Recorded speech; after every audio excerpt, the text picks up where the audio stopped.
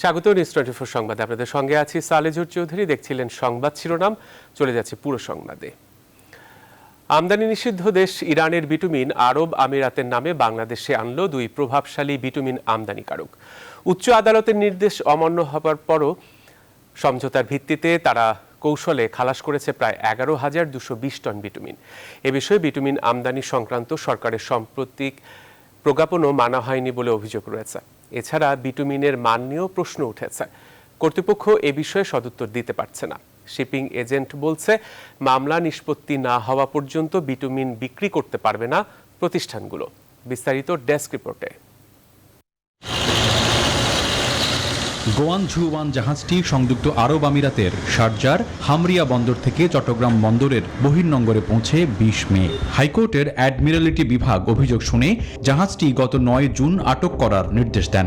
এরপরই জাহাজটি আটক করে সরকারের নৌ বাণিজ্য দপ্তর।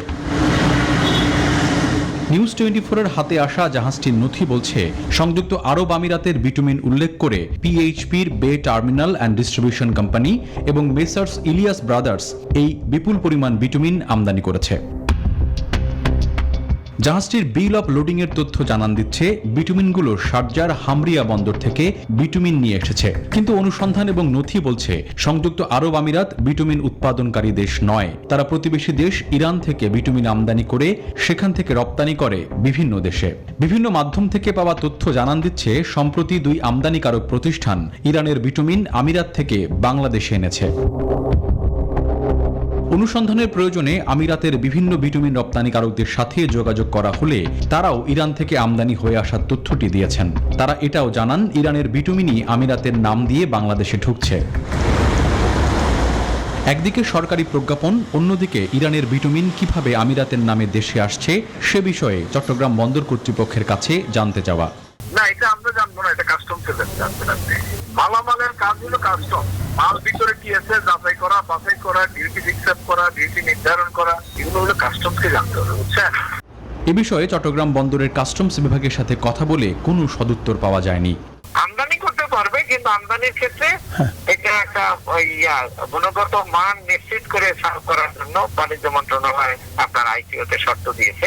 তো সুতরাং আমরা ওগুলোর নমুনা তুলে টেস্ট করা হয়। টেস্ট যদি ওকে থাকে তাহলে খালাস হবে। কমিশনারের বক্তব্য অনুযায়ী যোগাযোগ করা হয় ওই কর্মকর্তার সঙ্গেও।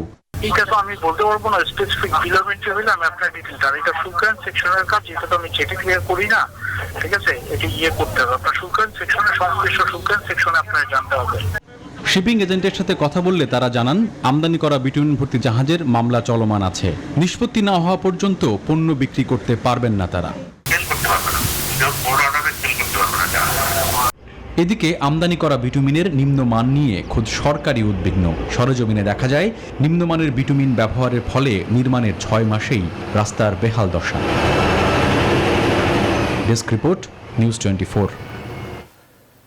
দেশে করোনা পরিস্থিতির কারণে আগের মামলা সহ সব মিলিয়ে প্রায় 44 লাখ মামলার জট লেগেছে আদালতে। এমন বাস্তবতায় রোববার থেকে শুরু হলো অধস্তন আদালতগুলোতে স্বাভাবিক বিচার কাজ। এর পাশাপাশি সর্বোচ্চ আদালতের সবগুলো ভার্চুয়াল কোর্টও খোলা থাকছে। আইনজীবীরা বলছেন, হাইকোর্ট সহ সব আদালতেই স্বাভাবিক বিচার কাজ শুরু হলে করোনায় যে ভয়াবহ মামলা জট তৈরি হয়েছে তা থেকে উত্তরণ সম্ভব হবে। মাহমুদুল হাসানের রিপোর্টে বিস্তারিত। করোনার কারণে গত 1.5 বছর ধরে যেন থমকে আছে দেশের বিচার ব্যবস্থা। গত বছর মার্চে দেশে করোনা সংক্রমণ ধরা পড়ার পর দীর্ঘ সময় বিচারিক আদালতগুলো বন্ধ থাকায় নতুন করে সৃষ্টি হয়েছে মামলা জট। রোববার থেকে অধস্তন আদালতগুলোতে স্বাভাবিক বিচার কাজ শুরুর নির্দেশনায় তাই খুশি সাধারণ বিচার প্রার্থী ও আইনজীবীরা। প্রকাশ্য আদালতে আমরা যত তাড়াতাড়ি আদালতের সঙ্গে আমরা সংযোগ স্থাপন করতে পারি, তাদের সঙ্গে যতটুকু আই কন্ট্যাক্ট করতে পারি, দুই পক্ষের মধ্যে শুনানি, এই কনজাম্পশন, এই টাইমটাও কিন্তু একটা বিরাট ফ্যাক্টর। নিয়মিতভাবে শুরু হয়েছে, আমরা আইনজীবীরা সন্তুষ্ট, এবং উচ্চ আদালত ভার্চুয়ালি শুরু হয়েছে, তাতেও সন্তুষ্ট। তবে কিছু অ্যাকচুয়াল কোর্ট থাকলে উচ্চ আদালতে আইনজীবীদের জন্য ভালো হতো। এরই মধ্যে দেশের অধস্তন আদালতে বিচারাধীন মামলার সংখ্যা ছাড়িয়েছে 40 লাখ। হাইকোর্টে বিচারাধীন রয়েছে 4 লাখের বেশি মামলা। তবে মামলা নিষ্পত্তির হার খুবই কম। আমরা যদি বসে থাকি করোনার কারণে, তাহলে সংখ্যা আরও বাড়বে। মানুষ বিচার না পেয়ে হতাশাগ্রস্ত হবে, তখন দেশে একটা অরাজক পরিস্থিতি হবে। যে পর্যন্ত না আমরা স্বাভাবিক অবস্থায় আসি, বা আমি তো একবার বলেছিলাম সুরক্ষা মেনটেন করে স্বাভাবিকভাবে আদালতের কার্যক্রম চালাতে। এমন অবস্থায় বিচারিক আদালতে নতুন বিচারক নিয়োগ সহ অবসরপ্রাপ্ত বিচারকদের মাঝে দায়িত্ব বন্টনের পরামর্শ আপিল বিভাগের সাবেক এই বিচারপতির। যেসব জেলা জজ অবসরে গেছেন কিন্তু এখনও শরীর স্বাস্থ্যের দিক থেকে মনের দিক থেকে সচল রয়েছেন, তাদের এমন অনেকেই আছে, কিন্তু তাদের ধরেন 3 বছরের কন্ট্রাক্টে মামলা পরিষ্কার করার জন্য দেয়া যেতে পারে। এর জন্য অবশ্য আইন প্রয়োজন হবে। এই মুহূর্তে হাইকোর্টের 53টি বেঞ্চ শুনানি গ্রহণ করলেও অধস্তন আদালতের মতো হাইকোর্টেও শারীরিক উপস্থিতিতে বিচার কাজ শুরুর দাবি সাধারণ আইনজীবীদের। মাহমুদুল হাসান, নিউজ 24, ঢাকা। স্থায়ী ঠিকানা পেল 53,340টি পরিবার। সরকারের আশ্রয়ণ প্রকল্পের দ্বিতীয় পর্যায়ে জমি ও ঘর পেল ভূমিহীন ও গৃহহীন পরিবারগুলো, যা খুশির উপলক্ষ বয়ে এনেছে তাদের মধ্যে। প্রধানমন্ত্রী শেখ হাসিনার ভার্চুয়াল উপস্থিতিতে তার পক্ষে উপকারভোগীদের কাছে ঘর ও জমি হস্তান্তর করে স্থানীয় প্রশাসন। মৌলভীবাজারের শ্রীমঙ্গল থেকে ইশাত সোহেলের ক্যামেরায় সজল দাসের রিপোর্টে থাকছে বিস্তারিত। পাহাড়ের বুক চিরে প্রাকৃতিক নৈসর্গে তৈরি হয়েছে আধা পাকা ঘর, যার মালিকানা পেল ভূমিহীন ঘরহীন পরিবারগুলো। প্রধানমন্ত্রীর ভার্চুয়াল উপস্থিতিতে পরিবারগুলোর হাতে জমি ও ঘরের দলিল হস্তান্তর করে বিভিন্ন উপজেলার স্থানীয় প্রশাসন। ধীরে ধীরে আমরা যেভাবে উন্নয়নের দিকে এগিয়ে যাচ্ছি, পাশাপাশি আমরা আমাদের সমস্ত সম্পদগুলো আমরা চেষ্টা করছি সাধারণ মানুষ, তৃণমূল মানুষ তাদের কাছে পৌঁছাতে, তাদের হাতে দিতে এবং তাদের জীবন মান উন্নত করতে। সেটাই আমাদের লক্ষ্য, আমরা সেটাই করে যাচ্ছি। এই বাংলাদেশে একটি মানুষও গৃহহীন থাকবে না, ভূমিহীন থাকবে না। প্রতিটি মানুষ একটা ঠিকানা পাবে, সুন্দরভাবে বাঁচবে, আর সেই লক্ষ্য নিয়েই আমরা কাজ করে যাচ্ছি। সরকারের আশ্রয়ণ প্রকল্পের দ্বিতীয় পর্যায়ে 2 শতক করে জমি ও 2 রুমের আধা পাকা ঘরের মালিক হলেন তারা, যা পেয়ে খুশির জোয়ার পরিবারগুলোর মাঝে। অনেক ভালো লাগছে। আগে কেমন ছিল? আগে অনেক কষ্টের দিন দেখেছিল, এখন ঘর পেয়ে তো অনেক আনন্দিত। তখন যখন আমরা প্রধানমন্ত্রী একটা ঘর দিয়েছেন, আমরা মনে বড় আনন্দ, বড় খুশি, বড় ফুর্তি হয়ে আমরা দিনটা সুখে এখন খাটবো। 2টা রোজা কাম করছি, তাই না ঘর দিয়েছে, বড় খুশি হয়েছি। আল্লাহ দোয়া করি আমি তার লাগবে। সরকারের আশ্রয়ণ প্রকল্পের প্রথম দফায় জমি ও ঘর পেয়েছিল প্রায় 70,000 পরিবার। মুজিব শতবর্ষেই আরও লক্ষাধিক পরিবারকে এর আওতায় আনতে চায় সরকার। 53,340টি হতদরিদ্র পরিবার পেল মাথা গোজার ঠাঁই। সরকারের এই আশ্রয়ণ প্রকল্প দেশকে এগিয়ে নিল আরও এক ধাপ। এভাবে আরও অনেক হতদরিদ্র পরিবার আশ্রয়ণ প্রকল্পের অধীনে মাথা গোজার ঠাঁই পাবে আপন ঠিকানা। আর এভাবেই উন্নয়নের পথে এগিয়ে যাবে বাংলাদেশ।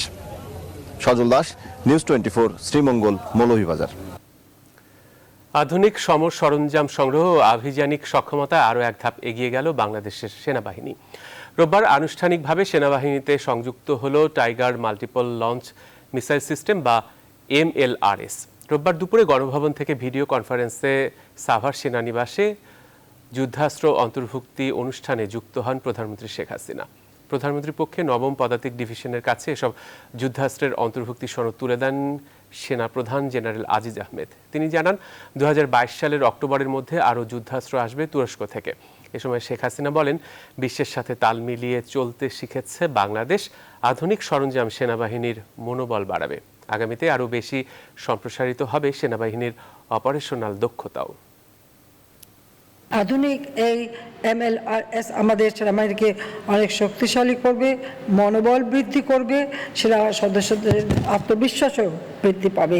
ধারাবাহিকতা বাংলাদেশ সেনাবাহিনী মাতৃভূমি সার্বভৌমত্ব রক্ষার পাশাপাশি যে কোনো দুর্যোগ মোকাবেলায় সদা প্রস্তুত থাকবে। পরিবর্তিত বিশ্ব নিরাপত্তা ব্যবস্থার সঙ্গে তাল মিলিয়ে শৃঙ্খলা ও পেশাগত দক্ষতা উৎকর্ষ সাধনের দিকে নিবিড়ভাবে মনোনিবেশ করার জন্য আমি সেনাবাহিনীর প্রতিটি সদস্যকে আন্তরিক আহ্বান জানাচ্ছি। খালেদা জিয়া তার প্রাপ্য চিকিৎসা সেবা পাচ্ছে না বলে অভিযোগ করেছেন বিএনপি নেতারা। বরং আইনের মনগড়া ব্যাখ্যা দিয়ে বিদেশে যেতে না দিয়ে সুচিকিৎসা থেকে বঞ্চিত করা হচ্ছে তাকে। রাজধানীতে একাধিক অনুষ্ঠানে দলটির নেতারা সরকারের লুটপাট আর টিকার অব্যবস্থাপনা নিয়েও প্রশ্ন তোলেন। তহিদ শান্তর প্রতিবেদনে বিস্তারিত। রাজধানীর এভারকেয়ার হাসপাতাল থেকে গেল রাতে গুলশানের বাসায় ফেরেন বিএনপি চেয়ারপারসন। এই কদিনের চিকিৎসায় বিএনপি চেয়ারপারসনের ফুসফুস থেকে প্রায় 7 লিটার পানি বের করা হয়। এমনকি ভেন্টিলেটর দেওয়ার পরিস্থিতিও হয়েছিল তার। সুস্থ হয়েছে বলে নয়, বরং হাসপাতালে দিন দিন অন্য সব জীবাণুর ঝুঁকি বাড়ায় তাকে হাসপাতাল থেকে বাড়ি ফেরানোর সিদ্ধান্ত নেয় চিকিৎসকেরা। এই বিষয়টি উল্লেখ করেই দলের নেতারা বলছেন, খালেদা জিয়ার সুচিকিৎসা প্রয়োজন। ধুকে ধুকে তিনি তার চরম পরিণতির দিকে এগিয়ে যাচ্ছেন। তার যে চিকিৎসা প্রয়োজন সেটি বাংলাদেশে নাই, উন্নত চিকিৎসা, এটি আমাদেরকে মেনে নিতে হবে। উনি পুরোপুরি সুস্থ এখনো নন। যে কোনো লোককে গভর্নমেন্ট চাইলে সাজা মওকুফ করতে পারে, সাজা কমাতে পারে, ক্ষমতা প্রধানমন্ত্রীর হাতে। তো যেহেতু একজন অসুস্থ ব্যক্তি, তার চিকিৎসার জন্য বিদেশে নিতে হলে যদি প্রধানমন্ত্রী কেন যেতে পারে, তাতে লজ্জা আপত্তির কি আছে? জাতীয় প্রেস ক্লাবে অনুষ্ঠিত একটি আলোচনা অনুষ্ঠানে তার পূর্ণ মুক্তিরও দাবি তোলা হয়। আজকে সেই দেশনেত্রী বেগম খালেদা জিয়া দারুণভাবে অসুস্থ এবং অন্যায়ভাবে তাকে কারাগারে আবদ্ধ করে রাখা হয়েছে। আমরা আল্লাহর কাছে তার রোগ মুক্তি চাই আর দাবি করি তার জন্য অবিলম্বে মুক্তি দেওয়া হয়। একই অনুষ্ঠানে টিকা ব্যবস্থা নিয়ে প্রশ্ন তোলেন বিএনপি মহাসচিব। আপনার এই কোভিডে এখন পর্যন্ত টিকার কোনো নিশ্চয়তা নেই এবং টিকার নিশ্চয়তা হবেও না, এই জন্যে যে যারা এই স্বাস্থ্য খাতের সঙ্গে জড়িত, টিকার সঙ্গে জড়িত, এরা সবাই আপনার দুর্নীতিতে জড়িত হয়ে গেছে। তৌহিদ শান্ত, নিউজ 24, ঢাকা। রাজধানীর কদমতলীতে 3 খুনের 24 ঘন্টা না পেরোতেই শনিবার সিলেটের ওসমানীনগরে ঘটল ডাবল মার্ডারের ঘটনা। কদমতলীতে বাবা, মা ও বোনকে হত্যার 1 সপ্তাহের ব্যবধানে রাজধানীর ভাটারা ও নদ্দায় হত্যার শিকার হন স্বামী ও গৃহবধূ। একের পর এক এমন পারিবারিক হত্যাকাণ্ডে উদ্বেগ ছড়াচ্ছে সমাজে। সমাজবিজ্ঞানীরা বলছেন, অর্থনৈতিক অনিশ্চয়তায় পারিবারিক কলহে বাড়ছে এমন হত্যাকাণ্ড। আইনশৃঙ্খলা রক্ষাকারী বাহিনীর তথ্য বলছে, সারা দেশে মোট হত্যাকাণ্ডের 40% পারিবারিক কলহ ও দ্বন্দ্বে ঘটে থাকে। বিস্তারিত ফখরুল ইসলামের রিপোর্টে। সিলেট ওসমানীনগরে শনিবার রাতে নিজ বাসায় স্কুল শিক্ষিকা তপতি রানীর গলাকাটা মরদেহ ও গৃহকর্মী গৌরাঙ্গের ঝুলন্ত মরদেহ উদ্ধার করে পুলিশ। এই ঘটনায় চাঞ্চল্য তৈরি হয় সিলেট জুড়ে। মেশিন আনিয়া বাথরুমের জানালা গিল কেটে তারপরে একজন লোক ঢুকা নেওয়া সরে চাবি দিয়ে দরজা জানালা সব খুলে হয়েছে আর কি। খোলাভাবে ঢুকার পরে প্রশাসন ঢুকছে, তারপরে আমরা 2-3 জন ঢুকছি। আমরা 2 জনই তো ভিকটিম, 2 জনই চলে গেল। মানে একজন থাকলে তো আমরা বুঝতাম, বা আমরা তো বাইরে থাকি, আমি খবর শুনে আসছি। ঘটনা তদন্তে কাজ করছে বলে জানায় আইনশৃঙ্খলা বাহিনীও। এই গৃহকর্ত্রীর সাথে গৃহ পরিচারকের বিভিন্ন বিষয় নিয়ে হয়তো কথা কাটাকাটি হয়েছে, তার এক পর্যায়ে সে উনাকে গলায় ছুরি চালিয়ে উনাকে হত্যা করে, তারপর সে নিজে আত্মহত্যা করে। এই ঘটনার 24 ঘন্টা আগেই শুক্রবার রাজধানীর কদমতলীতে বাবা, মা ও বোনকে হত্যা করা হয়। হত্যার দায়ে মেয়ে মেহজাবিনকে 4 দিনের রিমান্ডে নেয় পুলিশ। তাদের ভেতরে যে সম্পর্কের যে ডিনামিক্স, এটা কিন্তু ইজি কখনো আমাদের কাছে মনে হয়নি। 11 জুন ভাটারায় নিজ স্ত্রীর হাতে খুন হন রিকশা চালক আবুল কাশেম। 10 জুন পাশের এলাকা নদ্দায় ভাতিজির হাতে খুন হন নীতিকা নামের আরেক নারী। পুলিশের তথ্য বলছে, বছরে মোট হত্যাকাণ্ডের 40%ই পারিবারিক কলহের জেরে, আর প্রতিদিন দেশে 14 থেকে 15টি হত্যাকাণ্ডের অধিকাংশই নারী ও শিশু।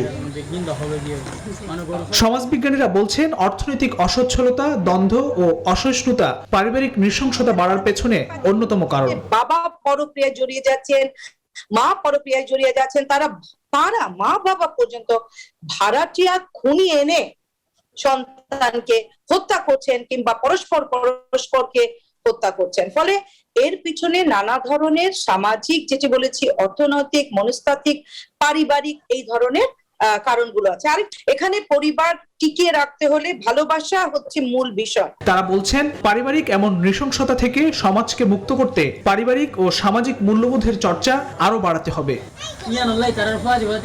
ফখরুল ইসলাম, নিউজ 24, ঢাকা। এবারে দেশের করোনা পরিস্থিতির খবর। দেশে গত 24 ঘন্টায় করোনা ভাইরাস সংক্রমিত হয়ে 82 জনের মৃত্যু হয়েছে। একদিনে করোনায় মৃত্যুর এই সংখ্যা গত 1.5 মাসের মধ্যে সবচেয়ে বেশি। গত 24 ঘন্টায় করোনা শনাক্ত হয়েছে 3641 জনের। রোববার স্বাস্থ্য অধিদপ্তরের সংবাদ বিজ্ঞপ্তিতে এসব তথ্য জানানো হয়েছে। এতে জানানো হয়, দেশে এ পর্যন্ত করোনা সংক্রমিত শনাক্ত রোগীর সংখ্যা দাঁড়িয়েছে মোট 8,51,668 জন। মোট মৃত্যু হয়েছে 13,548 জনের। সুস্থ হয়েছেন 7,82,655 জন। গত 24 ঘন্টায় মোট 22,231 জনের নমুনা পরীক্ষা করা হয়েছে। পরীক্ষার বিপরীতে রোগী শনাক্তের হার ছিল 16.38%।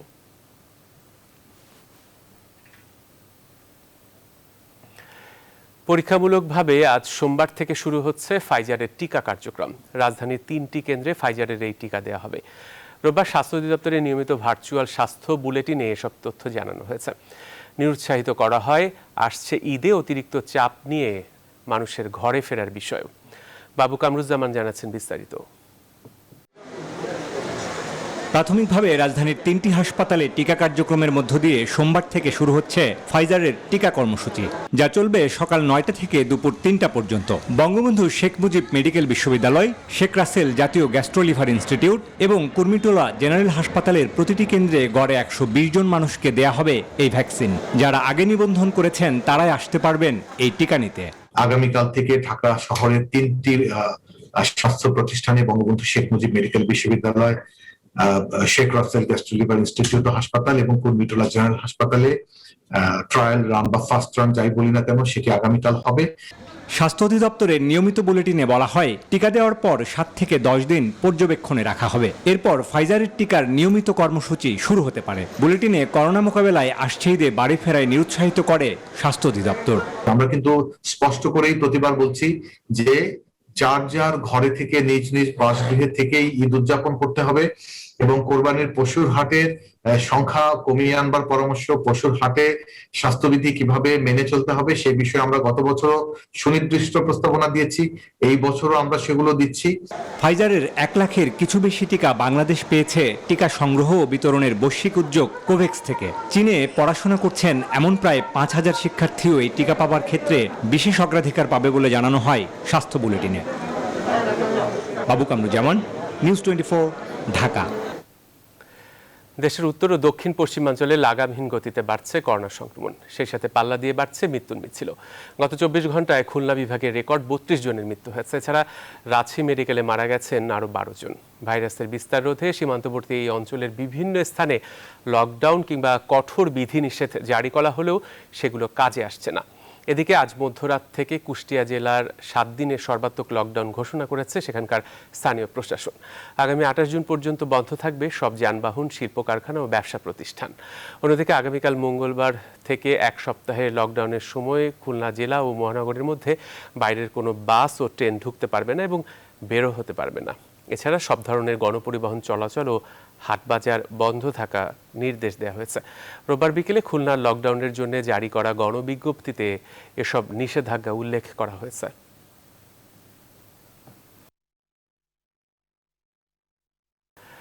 বাংলাদেশকে করোনা ভ্যাকসিন দেওয়ার নির্দিষ্ট দিনক্ষণ বলতে না পারলেও তাড়াতাড়ি সমস্যার সমাধান হবে বলে আশা প্রকাশ করেছেন ঢাকায় নিযুক্ত ভারতীয় হাইকমিশনার বিক্রম কুমার দোরাইস্বামী। রোববার বিকেলে 23 বঙ্গবন্ধু এভিনিউতে আওয়ামী লীগের কেন্দ্রীয় রাজনৈতিক কার্যালয়ে যুবলীগের কেন্দ্রীয় নেতাদের সাথে সৌজন্য সাক্ষাৎ শেষে তিনি এসব কথা বলেন। এ সময় যুবলীগের চেয়ারম্যান শেখ ফজলে শামস পরশ বলেন, ভারত আমাদের দুর্দিনের বন্ধু এবং সুদিনের সাথী। We are looking at enhancing production of vaccines, so that should kick in the next few weeks. They've been working to increase production of vaccines, so once that happens, we'll be in a better position to judge. But this is an ongoing conversation still with Bangladesh on this, so we'll do our best to try and make up. কিভাবে আমরা vaccine পেতে পারি এবং vaccine উৎপাদনের ক্ষেত্রেও আমরা কিভাবে সামনে কাজ করতে পারি বা আমাদের এন্টারপ্রেনার্সরা কাজ করতে পারে। TikTok, Likee, Bigo, Free Fire, PUBG সহ অনলাইন প্ল্যাটফর্ম থেকে জাতীয় সবগুলো অ্যাপ ও গেমস অবিলম্বে বন্ধের জন্য ডাক ও টেলিযোগাযোগ মন্ত্রণালয় সহ সংশ্লিষ্ট সকল প্রতিষ্ঠানকে আইনি নোটিশ পাঠানো হয়েছে। আইনজীবীরা বলছেন, দেশে তরুণ সমাজের নৈতিক অবক্ষয় রোধ করতে এর কোনো বিকল্প নেই। প্রযুক্তি বিশ্লেষকরা বলছেন, দেশের কিশোর অপরাধ ও সাইবার নিরাপত্তায় এই জাতীয় অ্যাপের উপর নিয়ন্ত্রণ আনা জরুরি। রিশাদ হাসান জানাচ্ছেন বিস্তারিত।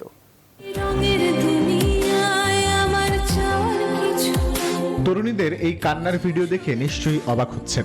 মন যদি হু হু করে কেঁদে উঠতে চায় তবে বলতেই হচ্ছে মাত্র 15 সেকেন্ডেই পাল্টে যাবে আপনার ধারণা, কারণ মিউজিকের সাথে এমন কান্নার নাম টিকটক। শুধু তাই নয়, কান্নার মতন আছে নানা রোমান্টিক ভিডিও। কখনো বা তারা পৌঁছেছে হাস্যরসে, এক পর্যায়ে তা আবার চরম অশ্লীলতায় ভরপুর। ছেলে বুড়ো বা বয়সী কোনো ভেদাভেদ নেই, যেটুকু আছে তাকে বোধহয় সামাজিক যোগাযোগ মাধ্যমে ট্রলের ভাষায় এলিয়েন বলা চলে। সম্প্রতি টিকটক, লাইকি, বিগোর মতো এমন অ্যাপ ব্যবহার করেই ঘটে গেছে কিশোর গ্যাং ও গ্যাং রেপের মতো ঘটনাও। লাইকি স্টার অপু ভাই বা টিকটক হৃদয়ের নাম নিশ্চয়ই মনে আছে সবার। ভারত থেকে মানব পাচার হয়ে আসা বেশ কয়েকজন তরুণী এর ভিতরে মামলাও করেছেন। আর তাই এসব অ্যাপ বন্ধে ডাক ও টেলিযোগাযোগ মন্ত্রণালয় সহ সংশ্লিষ্ট প্রতিষ্ঠানগুলোকে আইনি নোটিশ দেওয়া হয়েছে। আমরা 48 ঘন্টা সময় দিয়েছি। এর মধ্যে যদি এগুলি রিমুভ করার জন্য, অপসারণ করবার জন্য কোনো পদক্ষেপ গ্রহণ না করা হয়, তাহলে আমরা কিন্তু জনস্বার্থে রিট পিটিশন মামলার প্রস্তুতি অলরেডি নিয়েছি, আমরা ফাইল করব। প্রযুক্তি বিশেষজ্ঞরা বলছেন, দেশে যে হারে সাইবার অপরাধ বাড়ছে তাতে করে এমন অ্যাপগুলোকে দ্রুতই নিয়ন্ত্রণে আনতে না পারলে ঝুঁকিতে পড়বে তরুণ সমাজ। যে সোশ্যাল মিডিয়াগুলি আমাদের স্কুল বা কলেজগামী ছেলেমেয়েরা বেশি ব্যবহার করে, বা বিশেষ করে লাইকি এন্ড টিকটক, এগুলি নিষিদ্ধ হওয়া উচিত। ভবিষ্যৎ প্রজন্মের জন্য নিরাপদ ইন্টারনেট নিশ্চিতের উপর জোর দিচ্ছেন বিশেষজ্ঞরা।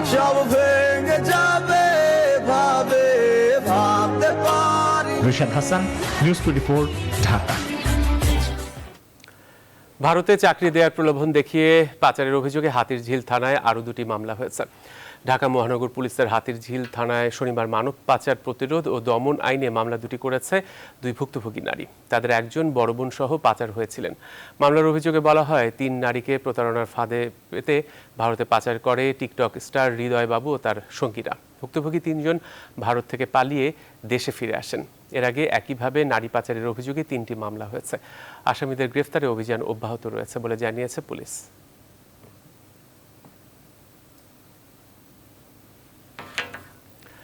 সারা দেশে ব্যাটারি চালিত রিকশা ভ্যান বন্ধের সিদ্ধান্ত নেওয়া হয়েছে বলে জানিয়েছেন স্বরাষ্ট্রমন্ত্রী আসাদুজ্জামান খান কামাল। রোববার সড়ক পরিবহন টাস্কফোর্সের সভা শেষে তিনি জানান, বাস স্ট্যান্ড ছাড়া কোনো জায়গা থেকে চাঁদা আদায় করা যাবে না। তবে এই সিদ্ধান্ত বাস্তবায়নে সংশয় প্রকাশ করেছেন বিশেষজ্ঞরা। তৌফিক মাহমুদ মুন্নার প্রতিবেদনে বিস্তারিত। সারা দেশে সড়ক দুর্ঘটনার অনেকগুলো কারণের মধ্যে অন্যতম প্রধান কারণ ব্যাটারি চালিত রিকশা ভ্যান। সাধারণত এই যানবাহনে চলাচলের ক্ষেত্রে কোনো নিয়ন্ত্রণ থাকে না। এই বাহনের তাৎক্ষণিক গতি সম্পর্কে ধারণা করতে না পেরেও হয় একের পর এক দুর্ঘটনা। দেশের উত্তরাঞ্চল ও দক্ষিণাঞ্চলে এই যানবাহন অনেক দেখা মিললেও করোনা কালে ঢাকা শহরেও বেড়ে চলেছে এই ব্যাটারি চালিত রিকশা ভ্যান। কয়েকজন সদস্যদের নিয়ে টাস্কফোর্স সড়ক পরিবহন সেক্টরে শৃঙ্খলা জোরদারকরণ এবং দুর্ঘটনা নিয়ন্ত্রণে গঠিত কমিটি রোববার দুপুরে স্বরাষ্ট্র মন্ত্রণালয়ে এ নিয়ে সুনির্দিষ্ট সিদ্ধান্তে পৌঁছায়। সভা শেষে কথা বলেন স্বরাষ্ট্রমন্ত্রী আসাদুজ্জামান খান কামাল। প্যাডেল চালিত রিকশাকে যারা ইঞ্জিন দিয়ে রূপান্তর করেছিলেন, সেই সমস্ত রিকশা ভ্যান আমরা বন্ধ করার সিদ্ধান্ত আজকে এই সভাতে হয়েছে। এইটা আদেশ সংশ্লিষ্ট মন্ত্রণালয় থেকে আদেশ জারি হবে। হাইওয়েকে ক্যামেরা আওতায় আনার পাশাপাশি চাঁদাবাজি বন্ধের নির্দেশও দেন তিনি। আমরা হাইওয়েতে এখন ক্যামেরা ফিট করছি। এই আমাদের ক্যামেরা টেন্ডারও হয়ে গিয়েছে। আমরা ঢাকার থেকে চিটাং রাস্তাতে পুরোপুরি আমাদের ক্যামেরা নিয়ন্ত্রণে চলে আসবে। তাহলে কিভাবে অ্যাক্সিডেন্ট হলো, কিভাবে কে গাড়ি থামালো, সবগুলো আমাদের নিয়ন্ত্রণে চলে আসবে। টাস্কফোর্সের বারবার দেওয়া সিদ্ধান্ত বাস্তবায়ন না করাকে জনগণের সাথে প্রতারণা শামিল মনে করেন বিশেষজ্ঞ ইকবাল হাবিব। মহাসড়ক থেকে রিকশা ভ্যান ভটভটি সরানো অথবা সিসিটিভির মাধ্যমে পর্যবেক্ষণ সক্ষমতা বাড়ানো, এটি নতুন করে নেওয়ার মতো একটি সিদ্ধান্ত হতেই পারে না। বরং পূর্বের অজস্র সিদ্ধান্তর আলোকে এই কার্যক্রম বাস্তবায়ন আমাদের দেখার অপেক্ষা। বাস্তবায়ন না করে বারংবার সিদ্ধান্ত নেওয়া এক ধরনের গাফিলতি অথবা জনগণের সঙ্গে প্রহসন করা। সবাই জানানো হয়, ঢাকা মেট্রোপলিটন পুলিশ ইতিমধ্যে 13,000-এরও বেশি ব্যাটারি চালিত রিকশা যানবাহন ধ্বংস করেছে। ছিল 111টি। তৌফিক মাহমুদ মুন্না, নিউজ 24, ঢাকা। ফেসবুকে স্ট্যাটাস দিয়ে এখন আলোচনায় পররাষ্ট্রমন্ত্রী আব্দুল মোমেন ও পরিকল্পনা মন্ত্রী আব্দুল মান্নান। সুনামগঞ্জ থেকে ছাতক পর্যন্ত প্রস্তাবিত রেললাইন নির্মাণে রুট নির্ধারণে জেলার 5 সংসদ সদস্যের পক্ষ নিয়ে রেলমন্ত্রীকে পররাষ্ট্রমন্ত্রী ডিও লেটার দেয়া গ্রহণযোগ্য হতে পারে না বলে পোস্ট দিয়েছিলেন পরিকল্পনা মন্ত্রী। এর আগে দুজনের দীর্ঘদিনের বন্ধুত্বের কথা জানিয়ে ভুল বোঝাবুঝির অবসান হবে বলে পোস্ট দিয়েছিলেন পররাষ্ট্রমন্ত্রী। দলের শৃঙ্খলার ব্যাপারে শেখ হাসিনা কঠোর অবস্থানে জানিয়ে আওয়ামী লীগের সাধারণ সম্পাদক ওবায়দুল কাদের বলেছেন, নিজেদের অবস্থান ভারী করার জন্য পকেট কমিটি করা বা বিতর্কিত কাউকে দলে ঠাঁই দেওয়া যাবে না। রোববার দুপুরে বঙ্গবন্ধু অ্যাভিনিউয়ে আওয়ামী লীগের কেন্দ্রীয় কার্যালয়ে অনুষ্ঠিত ঢাকা জেলা আওয়ামী লীগের বর্ধিত সভায় প্রধান অতিথির বক্তব্যে ওবায়দুল কাদের একথা জানান। তিনি বলেন, দলকে দ্বন্দ্বকোন্দল মুক্ত করে আগামী নির্বাচনের জন্য শক্তিশালী করতে হবে, আর এজন্য দলের মধ্যে সুদৃঢ় ঐক্য ফিরিয়ে আনতে হবে। ঢাকা জেলা আওয়ামী লীগের সভাপতি বেনজির আহমেদের সভাপতিত্বে বর্ধিত সভায় আরও বক্তব্য রাখেন আওয়ামী লীগের সভাপতি মণ্ডলীর সদস্য আব্দুল মান্নান খান, সাংগঠনিক সম্পাদক মির্জা আজম সহ আরও অনেকে। দলকে শক্তিশালী করতে হলে নিবেদিত প্রাণ কর্মীদের এগিয়ে আনতে হবে। নিবেদিত প্রাণ কর্মীরা কোণঠাসা হয়ে পড়লে আওয়ামী লীগই কোণঠাসা হয়ে যাবে। কাজে বিষয়টি খেয়াল রাখতে হবে। চিহ্নিত অপরাধী, দাগী, সন্ত্রাসী, চাঁদাবাজ, দখলদার, মাদকসেবী, মাদক ব্যবসায়ী, সাম্প্রদায়িক অপশক্তি এরূপ বিতর্কিত ব্যক্তিদের কোনো অবস্থাতেই দলে টানা যাবে না। বিটকয়েন, ক্রিপ্টো কারেন্সির মতো ভার্চুয়াল মুদ্রার বাণিজ্যে অবৈধ লেনদেনের মাধ্যমে বিদেশে পাচার হয়ে যাচ্ছে বিপুল পরিমাণ অর্থ। এমন একটি চক্রের মাধ্যমে প্রতি মাসে প্রায় 1.5 কোটি টাকা লেনদেনের তথ্য পেয়েছে র্যাব। রবিবার ভোরে রাজধানীর দারুস-সালাম এলাকায় অভিযান চালিয়ে ভার্চুয়াল মুদ্রা কেনাবেচা চক্রের মূল হোতা সহ 4 জনকে আটক করে র্যাব 4। দুপুরে কারওয়ান বাজারে র্যাব মিডিয়া সেন্টারে আয়োজিত এক সংবাদ সম্মেলনে এসব কথা জানান র্যাবের লিগ্যাল অ্যান্ড মিডিয়া উইংয়ের পরিচালক কমান্ডার খন্দকার আল মঈন।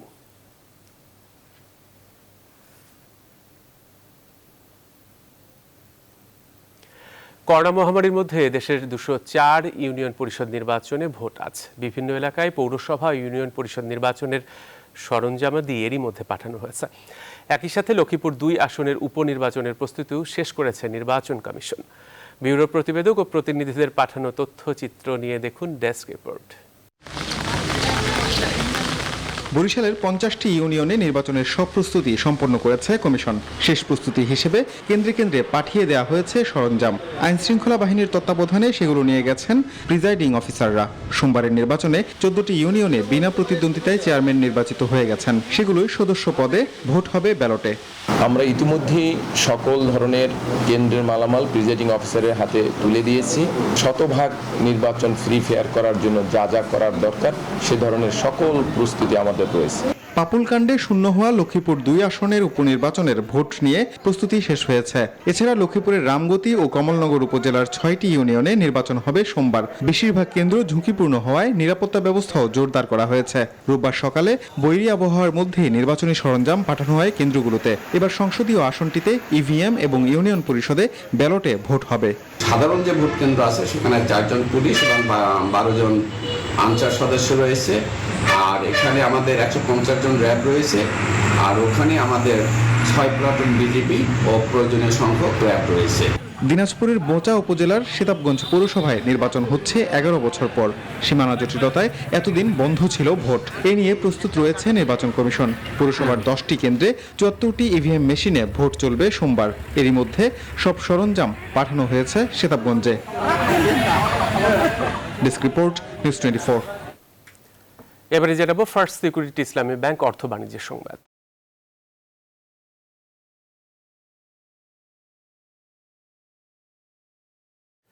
পুঁজিবাজারে রোববার থেকে তুলে দেওয়া হয়েছে ফ্লোর প্রাইস বা সর্বনিম্ন শেয়ার দরের সীমা। এখন থেকে সব শেয়ার আগের মতো স্বাভাবিক লেনদেন চলবে, তবে বহাল থাকছে 10% সার্কিট ব্রেকার, অর্থাৎ কোন শেয়ার একদিনে 10% কমতে কিংবা বাড়তে পারবে। ফ্লোর প্রাইস তুলে দেওয়ার পর শুরুতে কিছুটা সূচক পতন হলেও দিন শেষে তা আবার ঘুরে দাঁড়িয়েছে। সপ্তাহের প্রথম কার্যদিবসে ঢাকা স্টক এক্সচেঞ্জ ডিএসসির প্রধান সূচক বেড়েছে প্রায় 17 পয়েন্টে। ডিএসসিতে লেনদেন হয়েছে 1835 কোটি টাকা। করোনা মহামারীর শুরুতে অনাস্থায় শেয়ার বিক্রি করতে থাকেন বিনিয়োগকারীরা। গেল বছরের মার্চ মাসে কোনো উপায় না দেখে প্রতিটি শেয়ারের সর্বনিম্ন দর বা ফ্লোর প্রাইস আরোপ করে নিয়ন্ত্রণ সংস্থা বিএসইসি। এবারে নিউজ 24 প্রবাসের খবর।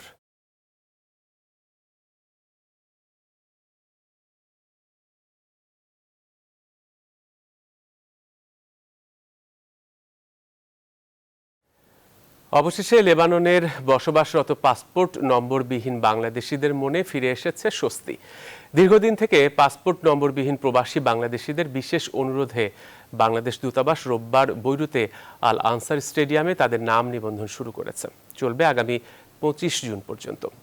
লেবানন থেকে বাবু সাহার পাঠানো তথ্যচিত্র নিয়ে নাহিদ জিহানের ডেস্ক রিপোর্ট। রোববার সকাল 7টায় লেবানন দূতাবাস প্রার্থীদের নাম নিবন্ধন কার্যক্রম শুরু করে। প্রথম দিনই প্রায় 3 শতাধিক পাসপোর্ট নম্বরবিহীন বাংলাদেশি 6,50,000 লিরা জমা এবং 4 কপি ছবি, জন্ম নিবন্ধন বা জাতীয় পরিচয়পত্রের ফটোকপি দিয়ে নাম নিবন্ধন করে।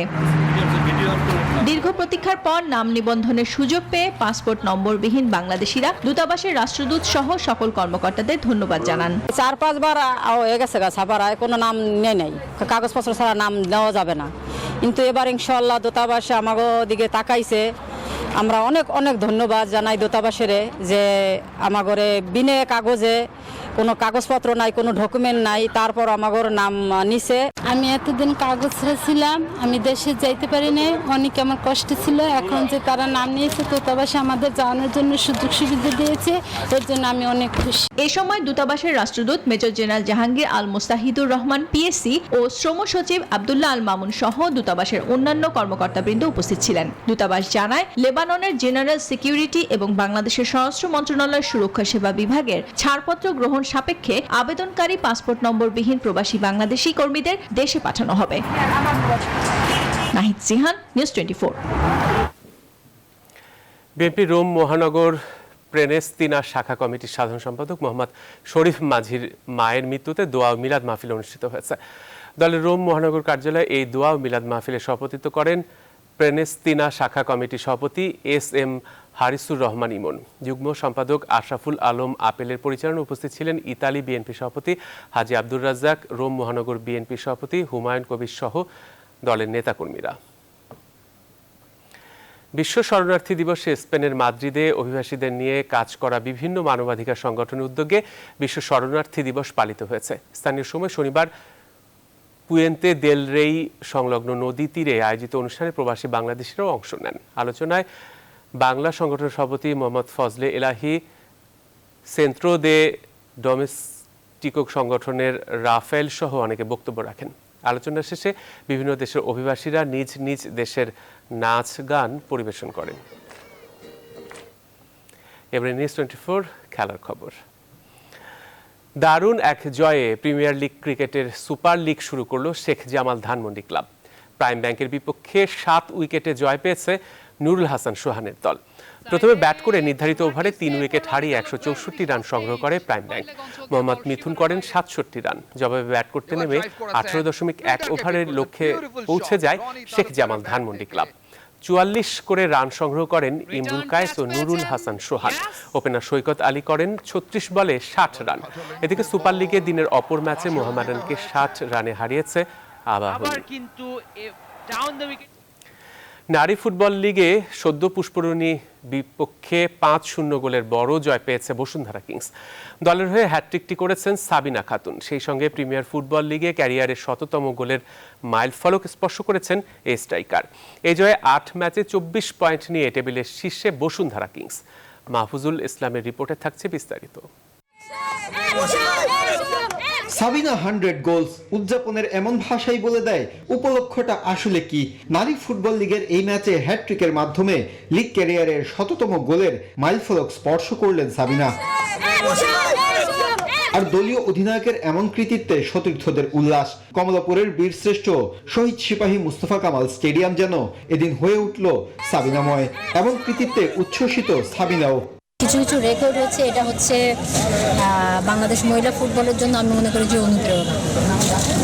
কারণ পরবর্তী যেসব মেয়েরা আসবে আমি মনে করি আমার এই রেকর্ডগুলো ফলো করে তারা অতিক্রম করার একটা লক্ষ্য নিয়ে হয়তো তারাও আগ্রহী হবে ফুটবল খেলতে। গত বছরের নভেম্বরে প্রথম নারী ফুটবলার হিসেবে সব ধরনের প্রতিযোগিতা মিলিয়ে 250 গোলের রেকর্ড করেন সাবিনা। প্রিমিয়ার লিগে 100 গোলে পৌঁছাতে সাবিনার দরকার ছিল 2 গোল। ম্যাচের 20 ও 31 মিনিটে 2টি গোল করে সেই মাইলফলক স্পর্শ করেন সাবিনা। এরপর হ্যাট্রিক করেন 77 মিনিটে। এর মাঝে ম্যাচের 66 ও 68 মিনিটে 2টি গোল আসে আখি ও মারিয়ার পা থেকে।